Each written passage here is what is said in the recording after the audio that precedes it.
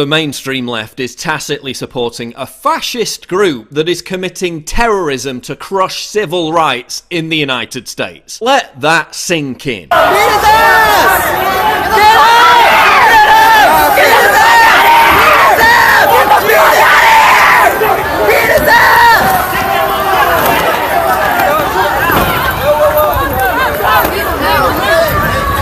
To just make a statement by being here, and I think the protesters are doing the same, and props to them for the ones who are doing it non-violently, but I think that's a very rare thing indeed, so thank you. Are you surprised, ma'am?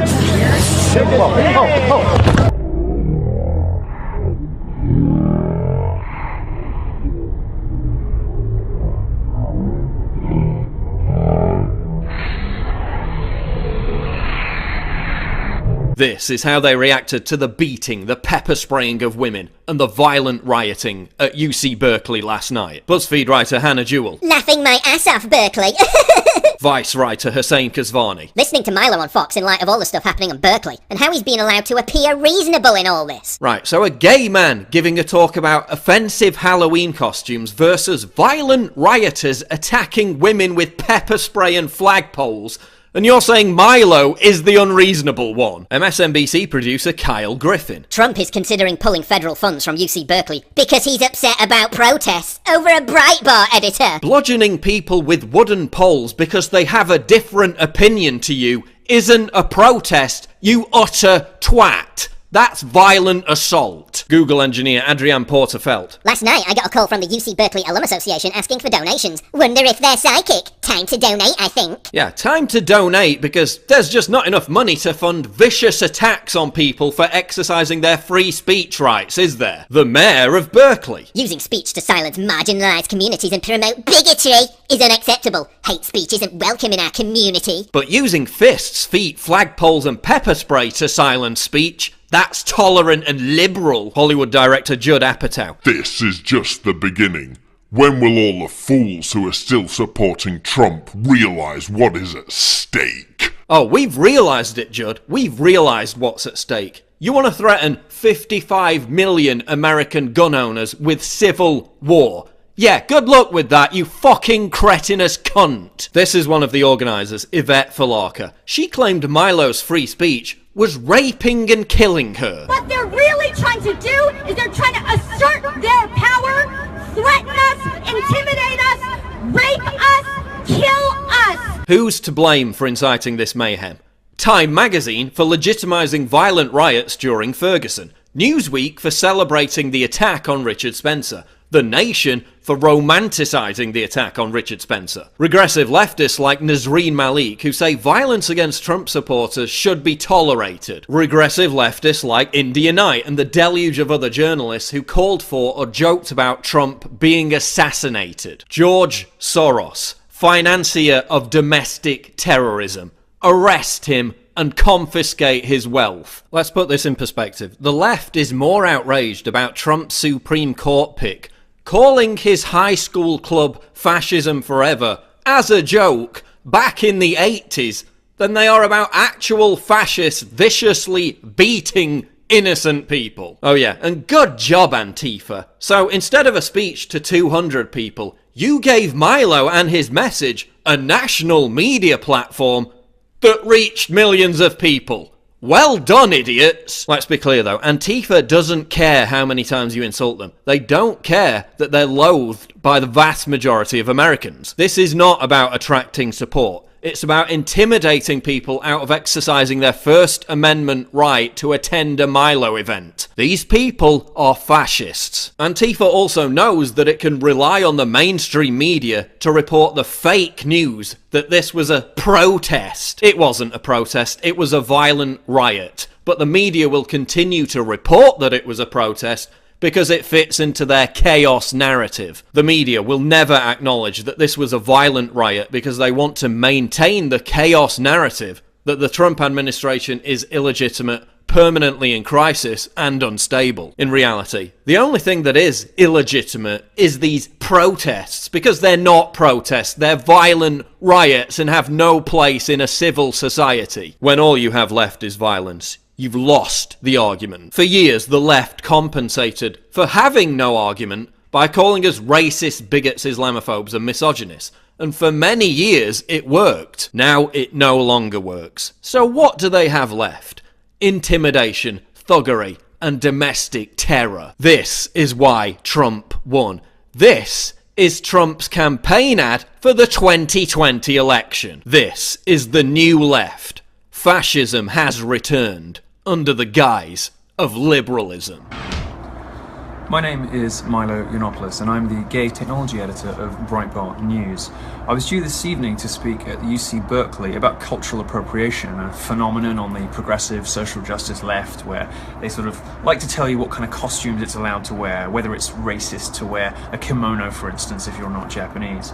It's not a subject you would imagine would prompt the kind of violent riots that you're now seeing on every major broadcast network in the United States, and it's not something I expected to happen tonight.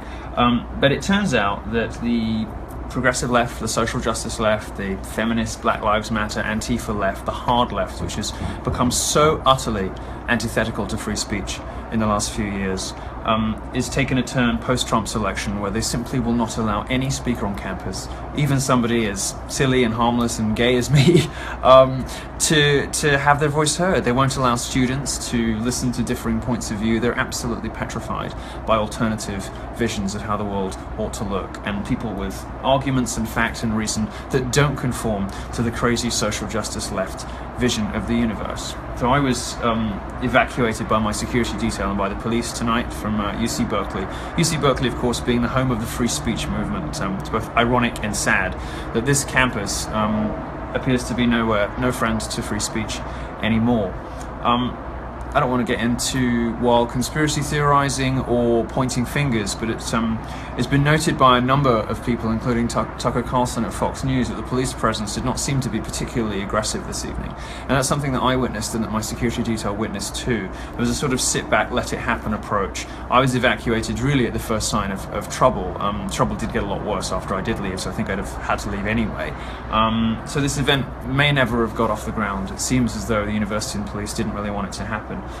But the fact that on an American college campus, a place of higher education, a place of learning in America, which I've come to as a visitor from the United Kingdom, where we don't have a First Amendment, hoping that this would be somewhere where you could be, do, and say anything, where you could express your views, express your opinions, crack some jokes, make people think, make people laugh, free from violent responses to political ideas. I thought America was the one place that would be possible. I am, of course, not the racist or the sexist or anything else that the posters that they put up claim that I am. They do that in order to legitimize their own violence against you. But even if I were, even if the things that they said about me were true, there still wouldn't be an appropriate response to ideas. You see, the thing is that the progressive left in America, I've noticed over the last year, has been engaged in this project of conflating ideas with action. And the reason they want to do that, the reason they introduce these words like student safety, like if you're a conservative speaker, you represent a threat to student safety. They do it to blur the lines between ideas and action. Why? To legitimize their own violent responses to somebody else's political opinions. They don't like what I have to say about feminism, for instance, or Black Lives Matter, or the campus wage gap conspiracy, or the campus rape culture conspiracy, or the wage gap, or any of the other things that I like to investigate with facts, reason, and logic. They don't like responses to that, so they claim that I'm a threat to student safety. Now, universities are complicit in this stuff. They haven't just inculcated the environment in which it springs up, but they actively pander to it, and in some cases even fund it. It seems to me that the alumni who write to me and say they're horrified by the state of their own old schools. And we had an instance actually just this week at, where was it now? At Bucknell, where a very prominent donor to Bucknell, an alumnus, is a Trump supporter, and he started being abused and insulted by Bucknell's current students. Well, these are the guys that keep the places ticking over. So, it's not for me to tell American higher education institutions, American universities and colleges, how to proceed. But something very disturbing happened this evening, and it was an expression of political violence in response to a not particularly conservative gay speaker on an American college campus, a visitor from the UK who had come, to express his views, to speak to students, to start a discussion, a dialogue. Something very disturbing happened on UC Berkeley campus this evening, and the response to it from other colleges, I think, is going to determine whether people really lose faith entirely in the American higher education system, whether they, are prepared to send their kids to these places and to keep funding these places. But in the meantime, I'm just sitting in a hotel room, stunned that hundreds of people were throwing rocks, throwing goodness knows what else at the building, throwing fireworks at the police, and had to be subdued, according to reports I heard, with tear gas and non-lethal bullets, because they're so threatened by the idea that a conservative speaker might be persuasive and interesting and funny and might persuade, might take some people with him. They just have to shut it down at all costs. As America of all places now is a scene of political violence in response to ideas. It's very shocking, but I'm safe, my team is safe, and I'm sure you'll hear a lot more about this in the days to come.